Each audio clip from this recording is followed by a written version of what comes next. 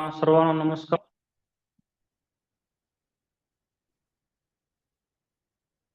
आपण कालच्या सेशन मध्ये व्यंजन संधी सुरू केली होती आणि व्यंजन संधीमध्ये दोन नियम आपण घेतले होते मित्रांनो.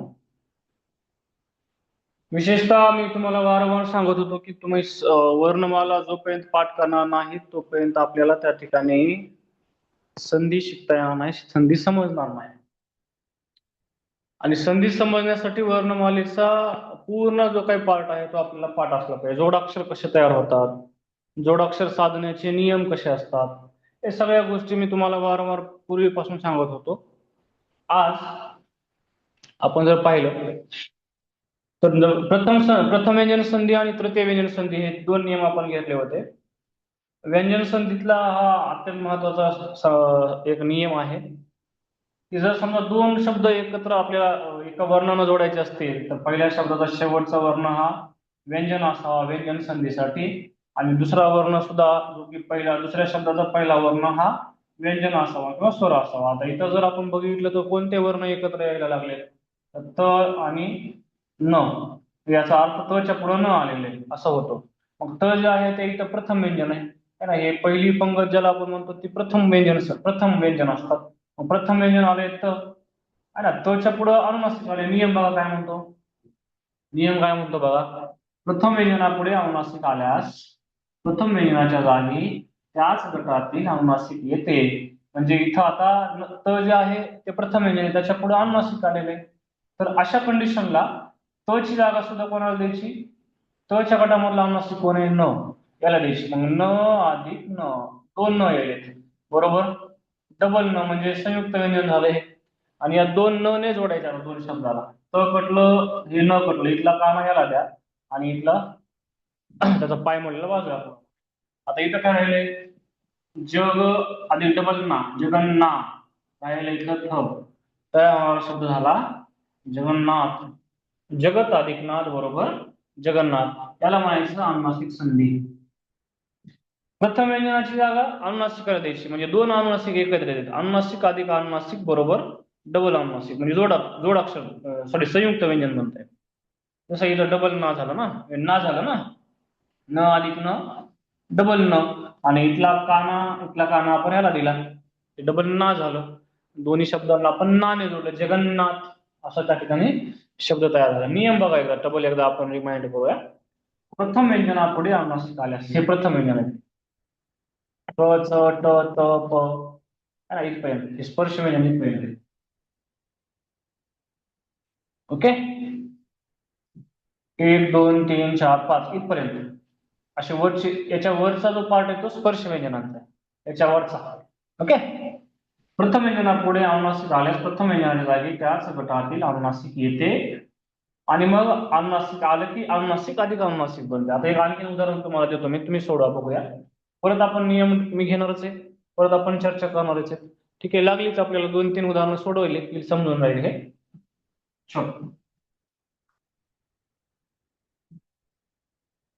चला एक उदाहरण देतो तुम्हाला, तुम्ही सोडवा बघा. लागलीच आपण घेऊया, नाही जमलं की जमणारच आहे सगळ्यांना. सोपं आहे, एकदम सोपं आहे. किती सोपा नियम आहे. ठीक आहे, चलो बघा उदाहरण आहे. सत अधिक मती. बघा बघ किती सोपं उदाहरण आहे. सत अधिक मती. मग इथं काय झालंय, प्रथम पहिल्या शब्दाचा शेवटचा वर्ण त आलाय, म्हणजे प्रथम व्यंजनाचं आहे त. पुढं आले मग आपण म्हटलंय की प्रथम व्यंजनाची जागा त्याच्याच गटातले. आता मग अनुनासिकच आहे ना हे. ड त्र न न म हे अनुनासिक आहे. ओके, हे अनुनासिक आहेत. पाच ड त्र न न म, यांना न न न न म्हणतो. तच्या गटामध्ये अनुनासिक कोण आहे न, त ची जागा द्या न ला, न अधिक हे म बरोबर अन म. इथं काय होणार आहे, अनम. ओके, आता इथलं म कटलं, इथलं त कटलं, इथला ह्याचा काना ह्याला जाते, म्हणजे काय होते ते अनम होते. स जशा जसं हे अनम, इथलं ह्याच्यामध्ये आलं म्हणून आता पाय मोडायची ना राहिलेली ती तयार होणार शब्द सन्मती. सदमती नाही, सन्मती. ओके, चलो एक उदाहरण तुम्ही सोडवा, मी सगळ्यांच्या कमेंट पाहणार आहे. हम्म.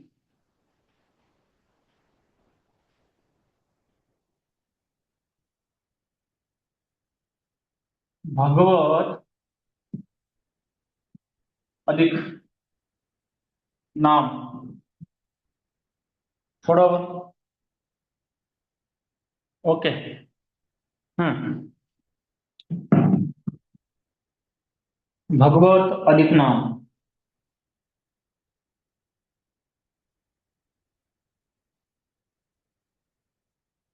हम्म.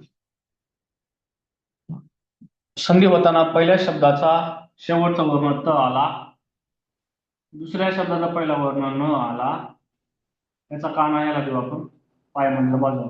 हा बरोबर. त अधिक ना येते का? त अधिक ना जुळते का? नाही जुळत. हा असं द्या. त्या शब्द काय?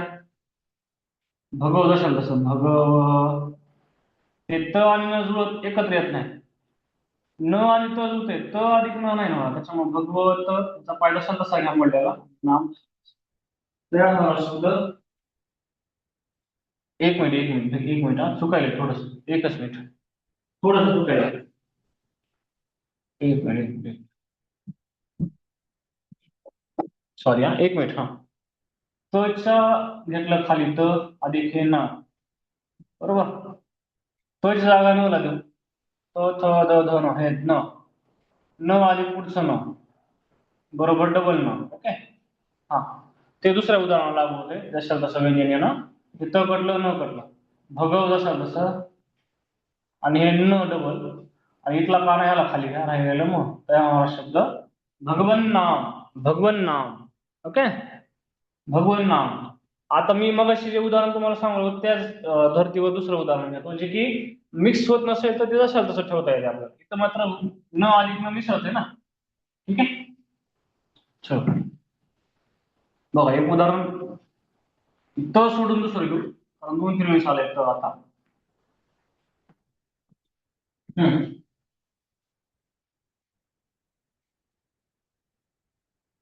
नेहमी आता मला वाटतं सीटीटी ला आलं होतं गेल्या वर्षी हे उदाहरण, मी आता जे लिहिले होते. वाक अधिक मय. हम्म. काय होईल?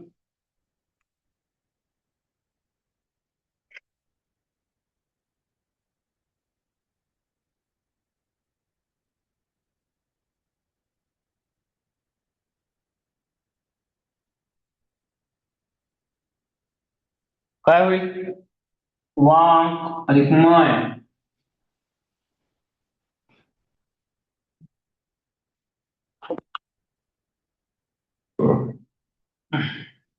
हम्म.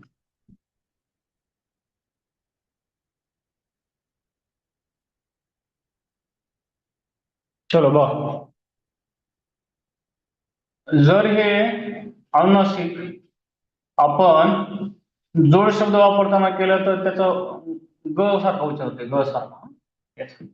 ओके, हे लक्षात ठेवा. हम्म. क च्या पुढे म आले, क अधिक म, बरोबर. क ची जागा कोणाची? क ख ग घ ड. आता हे घ्यायचे अनुनासिक, ड अधिक म, बरोबर.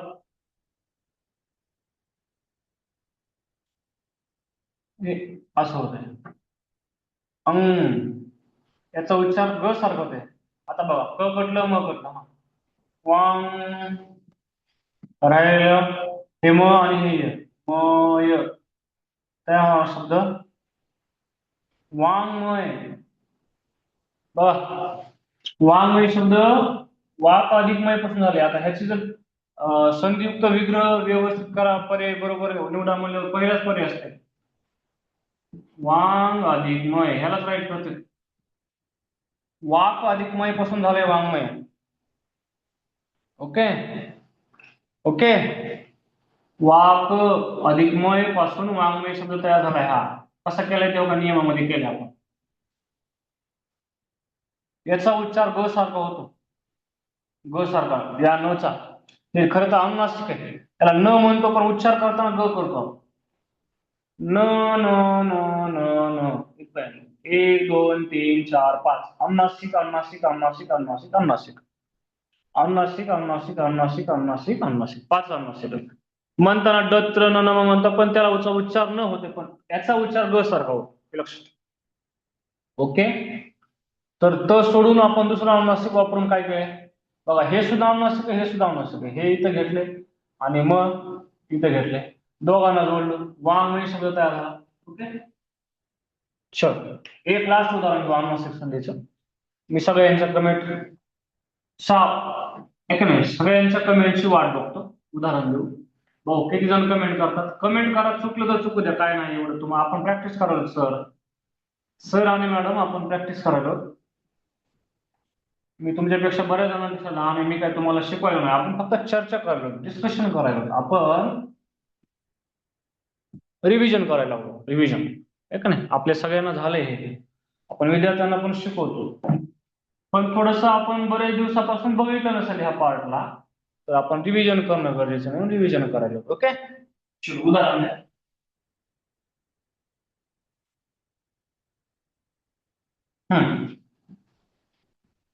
षट अधिक मास हे उदाहरण आलं पाहिजे सगळ्यांना.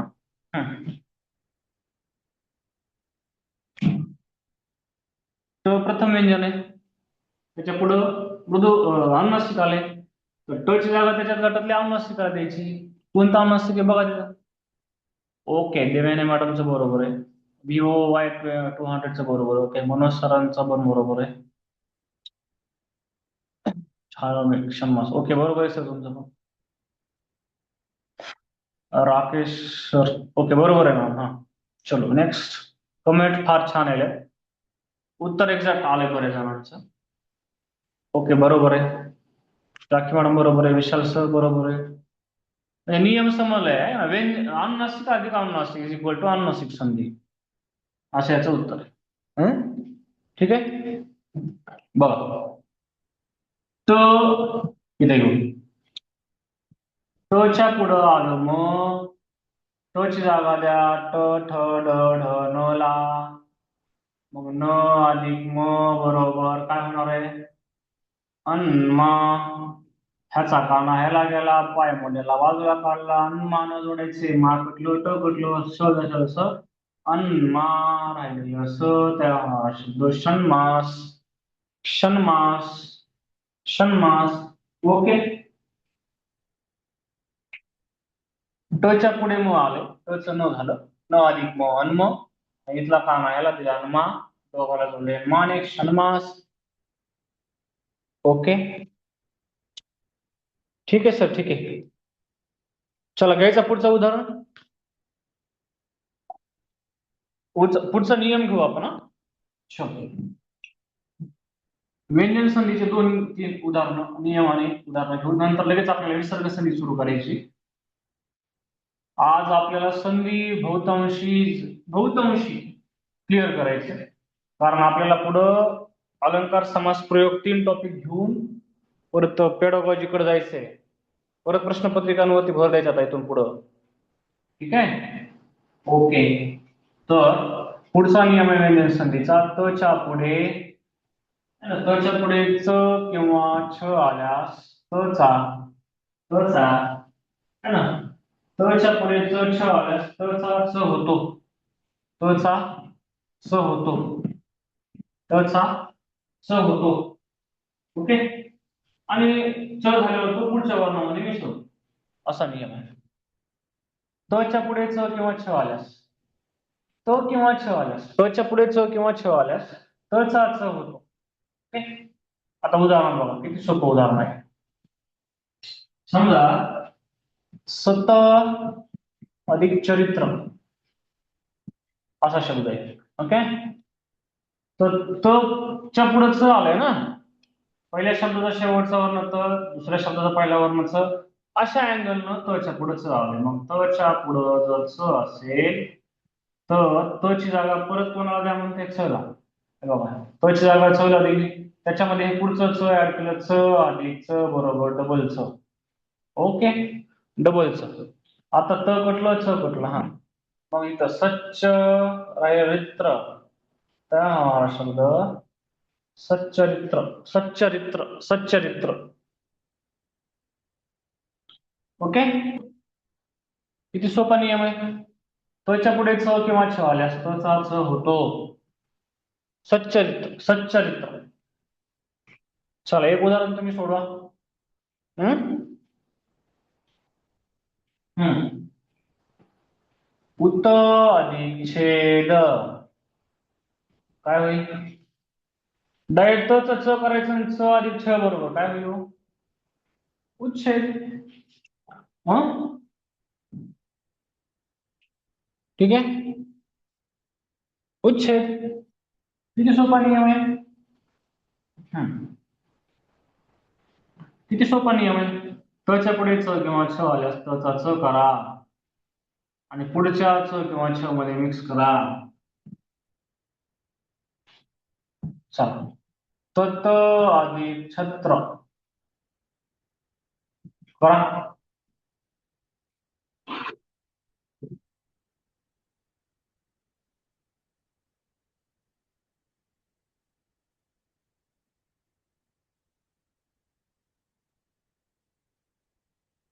हम्म बरोबर आहे, तच्छत्र.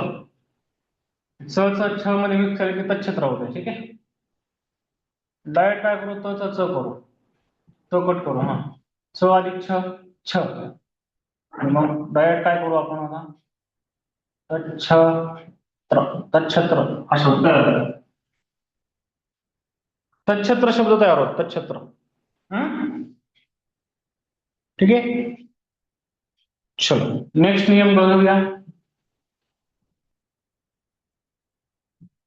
रेकॉर्डिंग चालू केली ना आपण. ओके, चालू आहे. असाच एक छोटा नियम आहे, सोपा नियम आहे, अगदी समजायला सोपा आहे.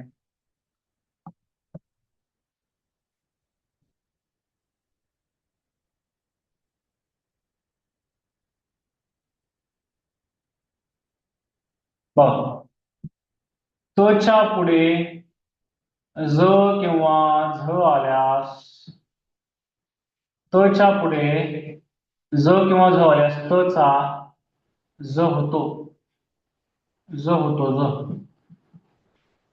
ओके, आणि तो पुढच्या वर्णामध्ये मिक्स होतो. बघा, उत अधिक ज्वल, उत अधिक ज्वल. बरोबर, सोडवा. ओके, किती सोपं उदाहरण आहे. नियमात बसला, तच्या पुढे ज किंवा ज आल्यास तचा ज होतो आणि पुढील वर्णामध्ये ज मिस होतो. गुड.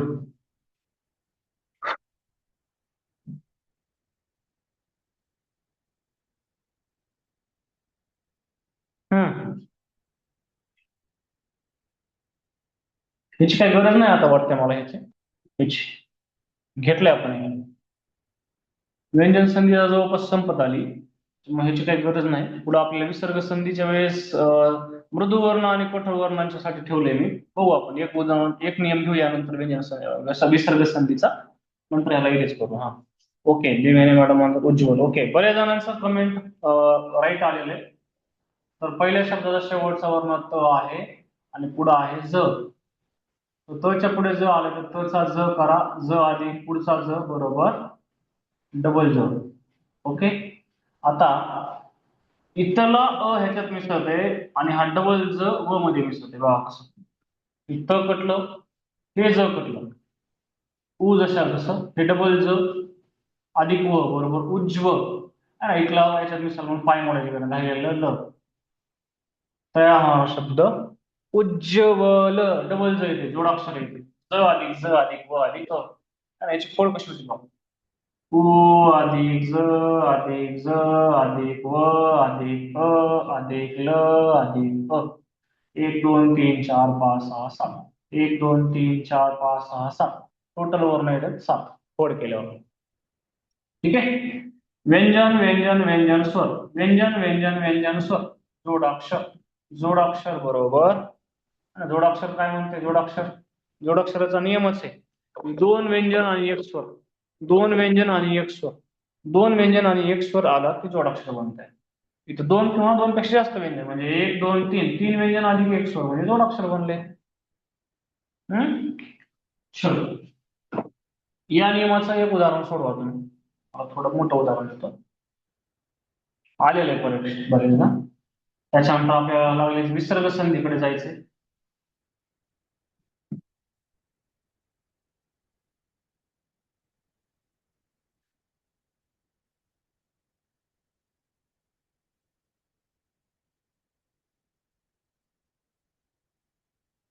लिहा. सगळ्यांनी सोडवा. हे उदाहरण आलं की व्यंजन संधी समजले म्हणायचं. ओके, लगा चालल्या. शरद अधिक झंझावत. हम्म. सोडावर हे उदाहरण येणं अपेक्षित आहे सगळ्यांना. आणि तुम्हाला समजलं हे मला कधी समजणार, ज्यावेळेस तुम्ही कमेंट मध्ये उत्तर बरोबर टाकताय तो तेव्हा समजणार. ठीक आहे. हम्म.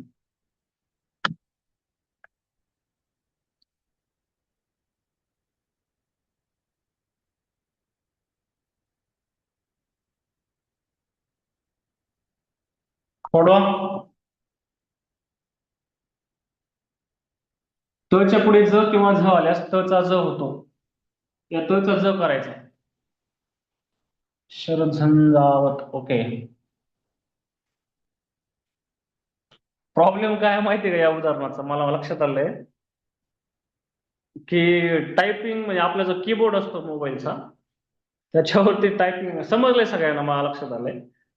पण ते टायपिंगचं म्हणजे बोर्डवरती आपल्या कीबोर्डवरती एवढं म्हणजे ऑप्शन टाईप करताना वेळ लागतो. ठीक आहे. चल, छान समजलं सगळ्यांना. तर तच्या पुढे झ आलाय.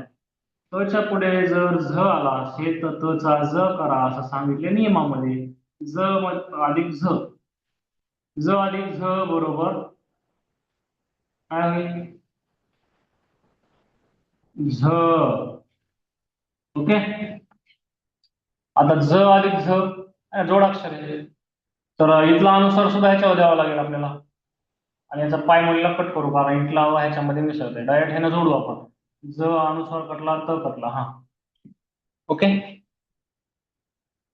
ज अधिक झ आणि अनुस्वार झ. ठीक आहे. शर अधिक झन झा वत. तया हा शब्द शरझंझावत. आता माय क्वेश्चन इज दॅट, माझा प्रश्न असा आहे या उदाहरणाचा, एवढं उदाहरण घेऊ आणि विसर्ग संधीकडे जाऊ. माझा प्रश्न असा आहे, या शब्दात किती स्वर आले आहेत ते सांगा. किती स्वर आलेत, किती व्यंजन आलेत आणि किती जोड अक्षर आलेत. सांगा. स्वर व्यंजन जोड अक्षर किती आहे ते सांगायचं आणि टोटल वर्ण किती आहे ते सांगायचं. हा, एक टोटल नंबर किती वर्ण आले ते पण सांगायचं. बरोबर पोट शिकवलंय मी, जोडाक्षर शिकवताना तुम्हाला. शरझंझावत. इथून पुढच्या सेशनला आपण जास्तीत जास्त प्रश्नपत्रिकेवर फोकस करणार आहेत. आज बरेच जण आहेत जॉईन, त्यामुळे तुम्हाला सगळ्यांना रिक्वेस्ट आहे, विनंती, इथून पुढचे सेशन मिस करू नका. सांगतो सर. येस. बघा, इथं काना उकार वेलांटी आहे का, याला शला नाही, मग त्याच्यामध्ये अ असते. श अधिक अ. श कटलं. र ला काना उकार वेलांटी नाही म्हणून इथं र अधिक अ. र कटलं. आता इथं भानगड आहे जरा. इथं ज दिसायले, झ दिसायले, पुन्हा अनुस्वार आहे. काही अवघड नाही. पहिलं घ्यायचं ज, पुन्हा घ्यायचं झ, पुन्हा घ्यायचं अ, पुन्हा घ्यायचं अनुस्वार. हे कटलं बघा. झंझा. अरे हा, हे झ कटलं. आता इथं झ अधिक आ आहे ना पुढचं, झ अधिक आ. दुसरं पण झ कटलं. हे पण घटलं. हा आ घेतला. आता राहिले व ला काना उकार वेलांटी नाही म्हणजे त्याच्यामध्ये अ असते. पुन्हा त ला काना उकार वेलांटी नाही म्हणजे अ आहे. बघा आता मजा. 1 2 3 4 5 6 7 8 ह्याला पण घ्यायचं हं, 8 अनुस्वाराला पण घ्यायचं. 8 9 10 11 12 13 14 वर्ण आले सर 14 याच्यात. टोटल वर्ण किती? 14. आता बघा स्वर किती? 1 2 3 4 5 6. टोटल स्वर आले 6. ज्याचा पाय मोडलाय ते व्यंजन. 1 2 3 4 5 6 7. टोटल व्यंजन आले 7. आता जोडाक्षर 6 अधिक 7 आणि हे अनुस्वार असे 14. टोटल वर्ण आले 14. ठीक आहे. अनुस्वार सेपरेट घ्यावं लागतं ना याच्यामध्ये. अनुस्वार किती त्याच्यामध्ये? 1. अनुस्वार किती? 1. आता जोडाक्षर. हा जोडाक्षर कुठे कुठे? व्यंजन व्यंजन स्वर दिसते का? व्यंजन स्वर व्यंजन स्वर व्यंजन व्यंजन स्वर. हे जोडाक्षर. हे एक जोडाक्षर आहे इथे. एकच आहे. हा व्यंजन स्वर व्यंजन स्वर व्यंजन स्वर एक आहे जोडाक्षर. जोडाक्षर किती? एकच आहे जोडाक्षर. अशा प्रकारे व्यंजन संधीचे ओके. वर्ण 14, स्वर 6, व्यंजन 7, अनुस्वार 1. गुड. नाईस. खूप छान. मग चालतंय. समजलं नाही? व्यंजन संधी त व्यंजन संधी म्हणतात त्याला. त व्यंजन संधी. आपण शाळेमध्ये शिकवताना सुद्धा विद्यार्थ्यांना ज्यावेळेस आपण संधी शिकवणार आहेत त्यावेळेस गोंधळ उडतो. त्याच्यामुळे काय ह्या टॉपिकला वेळ देणं. आता तुम्ही बघितलं असेल की मी बहुतांशी जर बघितलं काही टॉपिक असे आहेत की जे स्क्रीन शेअर करून घेतो मराठीचे. आगरकर सारखा टॉपिक जो आहे तो वाचून समजतो. पण हा टॉपिक स्क्रीन शेअर करून किंवा समजा असं प्रेझेंटेशन करून नाही जमणार. त्याला एक्झॅक्ट सावकाश पद्धतशीरित्या काय कन्सेप्ट कशी करायची, कोणता वर्ण कुठं मिसळायचा आहे, कोणा जागी कोण घ्यायचे. सर हा अनुस्वार व्यंजन मध्ये मांडला तर चालेल ना? नाही नाही सर, अनुस्वार व्यंजनामध्ये येत नाही, ते स्वरादी आहे. आपल्याकडं वर्णमालेमध्ये स्वर आहेत 14. स्वरादी स्वतंत्र आहे. वर्णांचा प्रकार 2 आहे ना. त्याच्यानंतर व्यंजन आहेत 34 आणि संयुक्त व्यंजन आहेत 2. अशा प्रकारे 52 वर्ण झाले. त्याच्यामुळे स्वरादीला व्यंजनामध्ये घेता येत नाही. त्याला वर्ण म्हणा पण त्याला व्यंजनामध्ये नाही घेता. ओके. चल आता आपण जर थोडस एक नियम तो घेऊया. त्याच्यावरती तिला खूप वेळेस प्रश्न विचारलेला आहे. ऍक्च्युअल तो स्वरसंधी सारखा वाटतो पण आहे व्यंजन संधीचा नियम. कन्फ्युजन करणार आहे. बघा मी नियम लिहितो इथं. तो झाला की लगेच आपण विसर्ग संधीकडे जाऊ. विसर्ग संधी आज स्टार्ट करून काही ना काही 2-3 नियम आपण झाले घेऊयाच. व्यंजन संधीचा एक शेवटचा नियम हटके नियम आहे जरा आणि अंडरस्टँडिंग महत्वाची त्या नियमामध्ये. खूप सोपा नियम आहे समजला तर. नाही समजला तर काहीच कळत नाही. बघा बघा नियम लिहितो मी सावकाश समजून घ्या. छ पूर्वी उलटा नियम आहे. छ पूर्वी ह्रस्व स्वर आल्यास छ पूर्वी ह्रस्व स्वर आल्यास छ पूर्वी ह्रस्व स्वर आल्यास दोघांच्या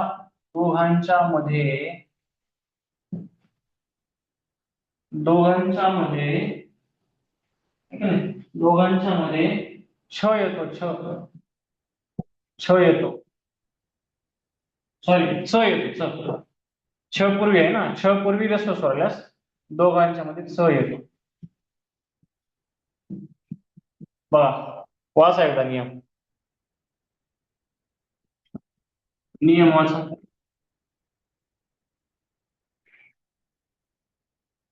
नियम वाचा. रत्न अधिक छाया. उलटा कसा आहे बघा नियम. नियम बघा किती सोपा आहे.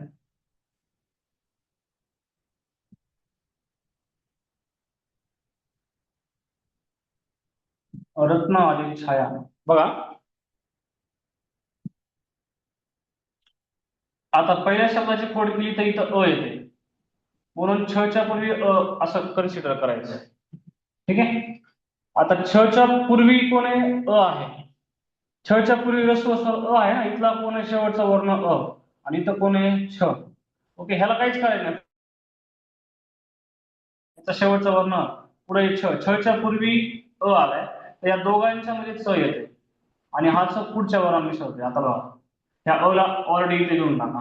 हे रत्न आहे तसं तसं अ देऊन टाकलं, तर च अधिक छ बरोबर छ, आणि हा काना इथं. ठीक आहे. डायरेक्ट मी काय करतो इथं? डायरेक्ट इथं खाली येते स. ठीक आहे. आता रत्न जशा तसं स अधिक छा, छा राहिलेलं या, तयार होणारा शब्द रत्न छाया. ऐका नाही, खतरनाक नियम. काय काय केले बघा. छच्या पूर्वी रस्व स्वर आल्या, दोघांच्या मध्ये च, च पुन्हा ह्याच्या मिसळायचं, तयार होणारा शब्द रत्न छाया. हा टीईटीला खूप वेळेस आलेला आहे. हा नियम टीईटीला खूप वेळेस आलेला आहे. हा नियम टीईटीला खूप वेळेस आलेला आहे, खूप वेळेस. ठीक आहे. हा नियम टीईटीला खूप वेळेस आलेला आहे. ओके, चला 2 उदाहरण घेऊ आपण याच्यात. तुम्ही सोडा, एक मी घेतो, एक तुम्ही घ्या, एक तुम्ही सोडा.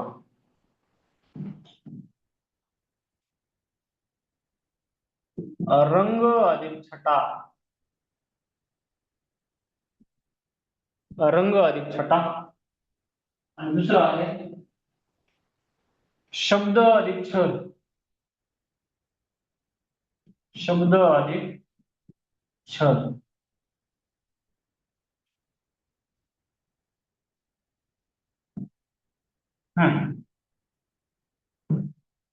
डायरेक्ट च मध्ये च छ मध्ये मिसळलं की उत्तर येते लवकर. नियम लक्षात आला पाहिजे हा.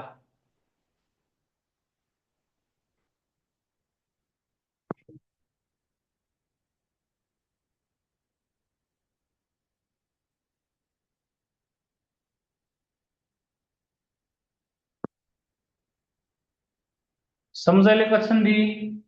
मराठी व्याकरणातला सगळ्यात सोपा टॉपिक म्हणतात, सॉरी अवघड टॉपिक म्हणतात, पण काहीच अवघड नाही समजून घेतला तर, नाहीतर काहीच कळत नाही. वर्णमाला पाठ नसली तर हा टॉपिकच कळत नाही.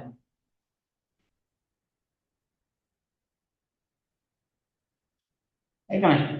छच्या पूर्वी आलाय म्हणून दोघांच्या मध्ये च घ्या, च अधिक छ, रंग रसाळ च अधिक छ, छ राहिला टा, तर हा शब्द रंगछटा. तसंच इथं छच्या पूर्वी आलाय, शब्द जसा तसं च अधिक छ बरोबर छ, राहिला ल शब्द, शब्द छल.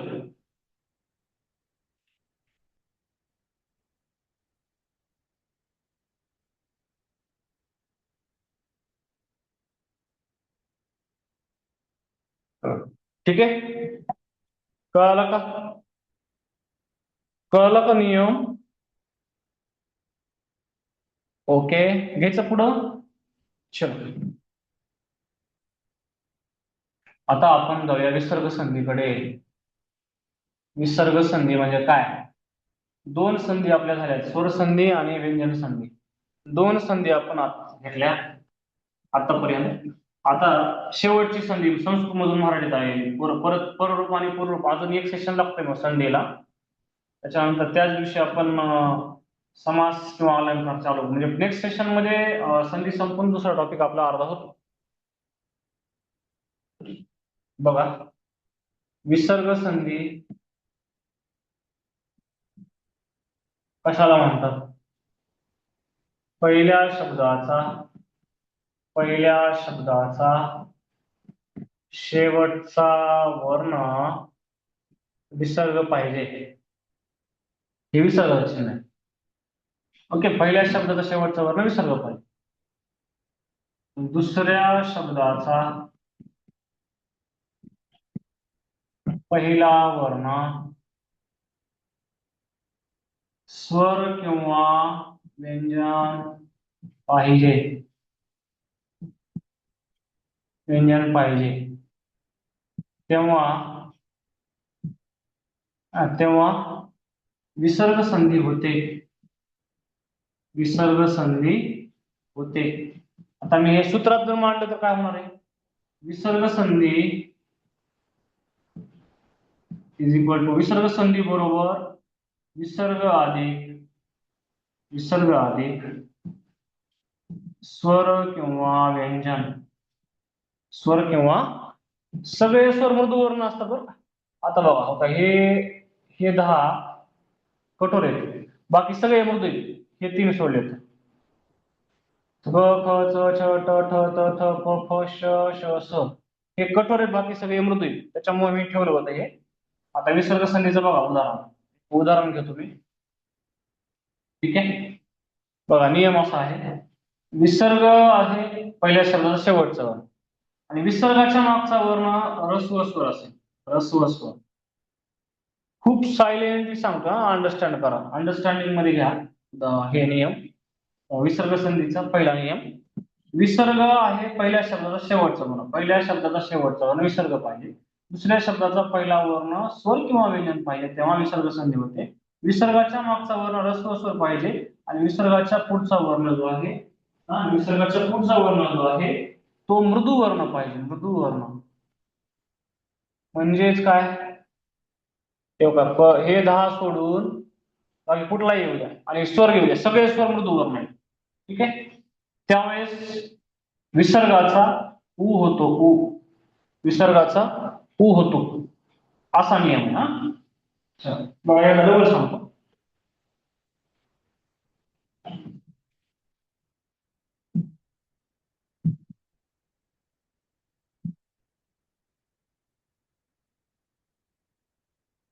बघा उदाहरण घेऊन सांगतो.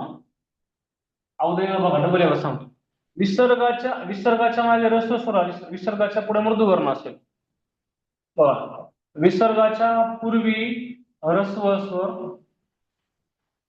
आणि विसर्गाच्या पुढे मृदू वर्ण असेल तर विसर्गाचा उ होतो. विसर्गाचा उ होतो हाच नियम वर लिहिला आहे. ठीक आहे, बघा परत एकदा डबल सांगतो नियम. विसर्गाच्या मागे ऱ्हस्व स्वर आहे, विसर्गाच्या पुढे मृदू वर्ण आहे, विसर्गाचा उ होतो. यालाच विसर्ग उकार संधी म्हणतात. विसर्ग उकार संधी है ना. बघा एक उदाहरण सांगू.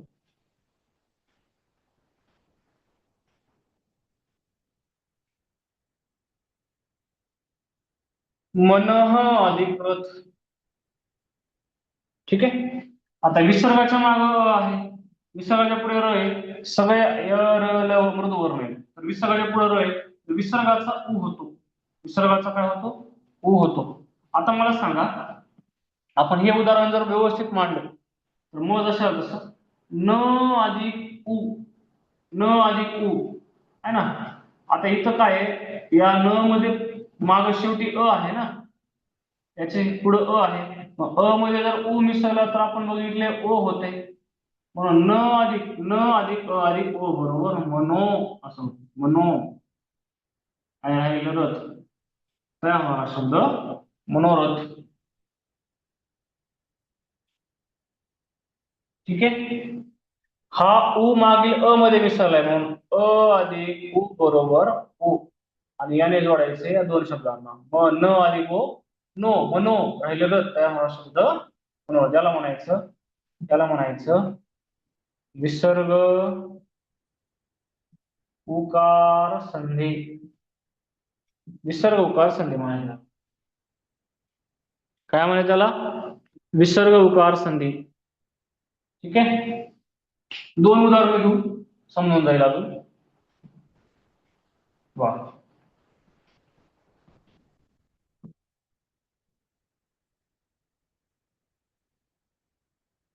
नियम डबल एकदा बघा. विसर्गाच्या मागे अ असेल, ऱ्हस्व स्वर असेल, अ असेल अ. विसर्गाच्या मागे अ स्वर, ऱ्हस्व स्वर अ आहे. ठीक आहे, आपण डायरेक्ट अ म्हणूया ऱ्हस्व स्वर म्हणण्यापेक्षा. हा, विसर्गाच्या मागे अ आहे, विसर्गाच्या पुढे मृदू वर्ण आहे, विसर्गाचा उ होतो. मागील अ मध्ये मिसळतो. अ अधिक उ बरोबर उ. आता ओ ने जोडायचं सगळ्या शब्दांना.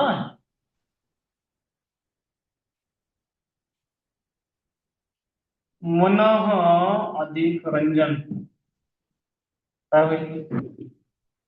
विसर्गाच्या मागे अ आहे, विसर्गाचा उ होते, पुढे र मृदू वर्ण आहे, अ अधिक उ बरोबर ओ, विसर्ग कटतो, मन अधिक ओ, मनो राहिलेलं रंजन, तयार होणारा शब्द मनोरंजन, तयार होणारा शब्द मनोरंजन. कळालं का? ह्याला म्हणायचं विसर्ग उकार संधी. विसर्ग संधीचा पहिला नियम याला म्हणायचं विसर्ग उकार संधी. ठीक आहे, तुम्ही दोन उदाहरणं सेशन झाल्यावर सोडवा. आता आपलं एंड झाल्याच्या नंतर सेशन दोन उदाहरणं तुम्हाला देतो.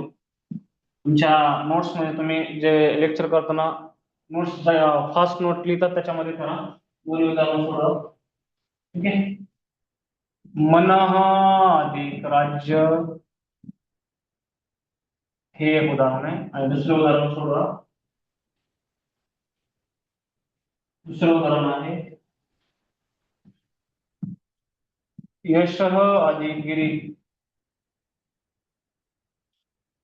यशः अधिक गिरी. सोडवा हे दोन्ही उदाहरण. ठीक आहे. खूप छान पद्धतीने आज तुम्ही कमेंट करून रिस्पॉन्स दिला, चांगल्या पद्धतीनं ऍक्टिव्ह राहिलात.